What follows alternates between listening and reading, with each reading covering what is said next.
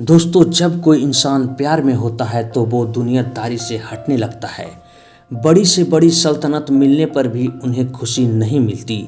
लेकिन कहते हैं ना, कभी किसी को मुकम्मल जहान नहीं मिलता। कहीं जमी तो कहीं आसमां नहीं मिलता। ऐसी ही कहानी दिल्ली की सल्तनत को अपने नाम करने वाली रजिया सुल्तान की प्रेम कहानी, भारत की पहली महिला शासक की जिंदगी की कहानी जितनी रोचक है, उससे भी कहीं ज्यादा उनकी प्रेम कहानी गर्दिशों से जूझती हुई है, जिसके बारे में बहुत कम लोग जानते हैं। दोस्तों, आप लोगों का स्वागत करते हैं हम अपने YouTube चैनल ज्ञान बुलेटिन पर। दोस्तों, यदि आप हमारे चैनल में नए आए हैं तो हमारे चैनल को सब्सक्राइब कर लीजिए और बगल के बेल आइकन भी दबा लीजिए। तो चलिए दोस्तों, बढ़ते हैं कहानी की ओर। दोस्तों, इल्तुतमिश की मौत के बाद उनके बड़े बेटे को दिल्ली की राजगद्दी पर बैठाया गया था। ऐतिहासिक कहानी के मुताबिक पहले उनके बड़े बेटे को उत्तराधिकारी के रूप में तैयार किया गया, परंतु दुर्भाग्यवश उनकी बहुत कम उम्र में मृत्यु हो गई थी। लेकिन मुस्लिम राजवंश को इल्तुतमिश का किसी महिला को वारिस बनाना नामंजूर था, इसलिए उसकी मौत के बाद उसके छोटे बेटे फिरोज शाह को राज सिंहासन पर बैठाया गया। दोस्तों, फिरोज शाह का शासन बहुत ही कम समय के लिए था। बिलासी और लापरवाह फिरोज शाह के खिलाफ जनता में इस तरह तक आक्रोश उमड़ा कि 9 नवंबर 1236 को फिरोज शाह तथा उसकी माता शाह तुर्कान की हत्या कर दी गई। उसका शासन मात्र 6 महीने का था। इस वजह से मुस्लिम राजवंश के आला अधिकारियों ने रजिया सुल्तान को दिल्ली की बागडोर दे दी। दोस्तों, रजिया को अपने सलाहकार आकूत से मोहब्बत हो गई थी।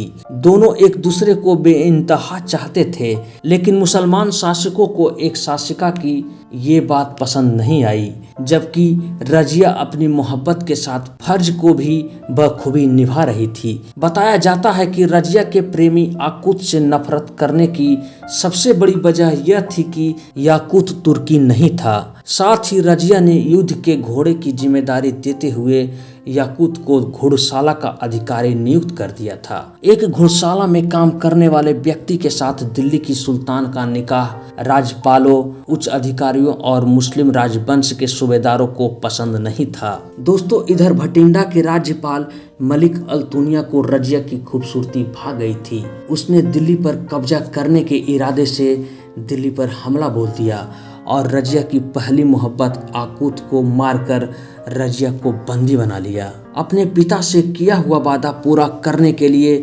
रजिया ने अल्तुनिया से शादी कर ली। कहते हैं कि अपने फर्ज की खातिर रजिया ने बेशक अल्तुनिया से शादी कर ली, लेकिन वो उम्र भर याकूत को ही चाहती रही। इसी बीच रजिया के भाई मेजुद्दीन बेहराम शाह ने सिंहासन हथिया लिया। अपनी सल्तनत की वापसी के लिए रजिया और उनके पति अल्तुनिया ने बेहराम शाह से युद्ध किया, जिसमें उनकी हार हुई। उन्हें दिल्ली छोड़कर भागना पड़ा और अगले दिन वो कैथल पहुंचे। दोस्तों, कैथल में रजिया और उसके पति का सामना जाट राजाओं से हुआ, जहां उनकी सेना ने दोनों का साथ छोड़ दिया।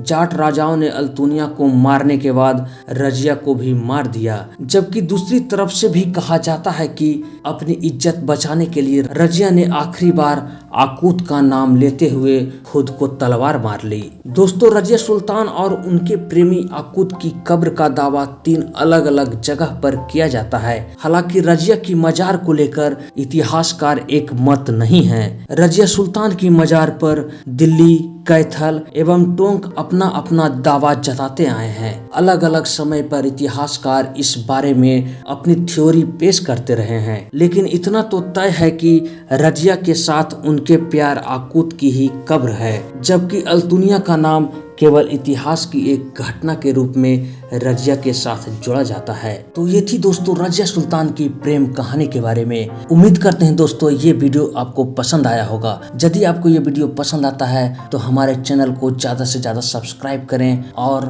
बेल आइकन भी दबाएं। धन्यवाद दोस्तों। जय हिंद।